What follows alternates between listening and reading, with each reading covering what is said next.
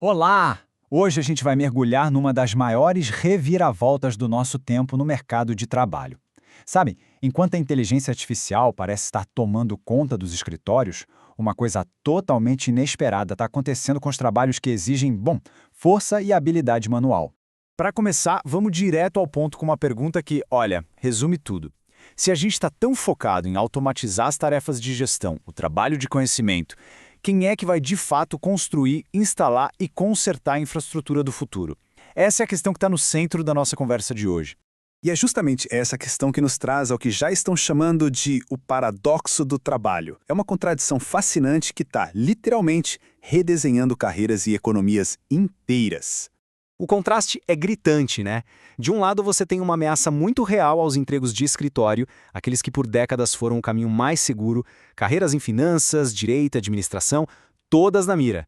E do outro lado, uma explosão na demanda por profissionais de ofícios qualificados. É uma virada de jogo que pouquíssima gente esperava. Então, vamos focar primeiro na parte que talvez seja a mais óbvia dessa mudança toda. A pressão que a inteligência artificial está colocando sobre os ambientes de trabalho mais tradicionais. Pensem nesse número por um instante: 12 milhões. Pois é, uma análise da McKinsey estima que essa é a quantidade de gente só nos Estados Unidos que pode ter que mudar completamente de profissão até 2030. É uma disrupção em escala massiva e o epicentro dela são as funções de escritório. E olha, não estamos falando de algo abstrato, não. As profissões mais atingidas são justamente aquelas que servem de base para muitas carreiras. Analistas, assistentes jurídicos, pessoal de suporte, até mesmo desenvolvedores e designers e início de carreira. Ou seja, são as portas de entrada para o mundo corporativo que estão sendo automatizadas. E o motivo é bem claro. Ferramentas de inteligência artificial já conseguem fazer tarefas super complexas, como analisar documentos legais com uma precisão de 90%. Pensa bem, quando uma máquina faz o trabalho com essa eficiência, o modelo de negócio que sustenta essas funções de nível inicial simplesmente desmorona. Agora, vamos virar a moeda e olhar o outro lado desse paradoxo. Porque enquanto os escritórios tremem, a gente está vendo um verdadeiro renascimento dos trabalhos manuais qualificados. Os números aqui também são impressionantes. A Associação Nacional de Manufatureiros dos Estados Unidos fala em 600 mil vagas na indústria que não conseguem ser preenchidas. E a previsão é que esse número dobre. Ou seja, tem uma demanda gigantesca por gente que sabe operar máquinas, construir e colocar a mão na massa. E a gente sabe, onde tem muita demanda, os salários sobem.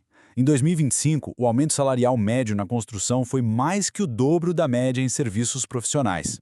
O mercado está mandando um recado bem alto e claro, em forma de dinheiro, sobre onde a necessidade é maior. E a geração Z, que cresceu vendo tanta instabilidade, está prestando muita atenção nisso. Por décadas, a gente ouviu que o caminho certo era a faculdade, o diploma, o escritório. Trabalho manual era visto como um plano B, né? Mas agora, a segurança no emprego virou o fator decisivo. E muitos estão percebendo que essa segurança não está mais num diploma tradicional, mas sim numa habilidade qualificada que a IA simplesmente não consegue copiar. Mas calma, a história da IA é bem mais complexa do que uma simples troca de humanos por máquinas.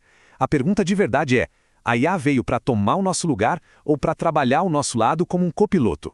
Olhando os dados do FMI aqui para o Brasil, a gente vê que o impacto não é uma coisa só. Para cerca de 30% da força de trabalho, a tendência é, sim, de substituição. Mas para outros 15%, a IA funciona como um complemento, uma ferramenta que aumenta a produtividade. E a grande maioria, 55%, ainda nem sente um impacto direto. Então não dá para colocar todo mundo no mesmo barco. E claro, tem o fator humano. Quase metade dos candidatos ao emprego ainda fica com um pé atrás com processos de contratação que são guiados por IA. Existe um medo muito real de que um algoritmo não consiga enxergar as nuances de uma carreira, a experiência de vida, o potencial que não está escrito no currículo. A confiança ainda é uma barreira enorme. E bem no meio desse furacão todo estão os gerentes.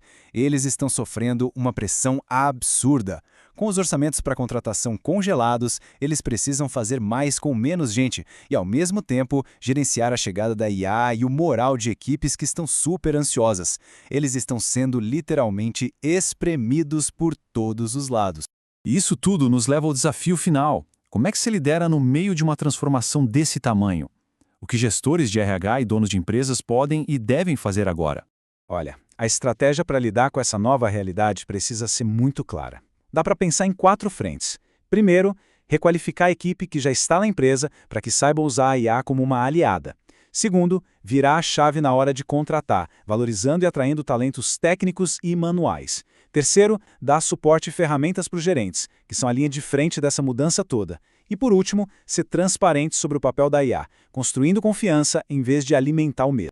E para fechar, a gente volta àquela provocação do início, mas agora com muito mais contexto. Num futuro bem próximo, o que vai ser mais valioso? A habilidade de criar o código que automatiza uma tarefa ou a habilidade de ir lá e consertar a máquina que executa essa tarefa no mundo físico? A resposta para essa pergunta está moldando o futuro do trabalho bem diante dos nossos olhos.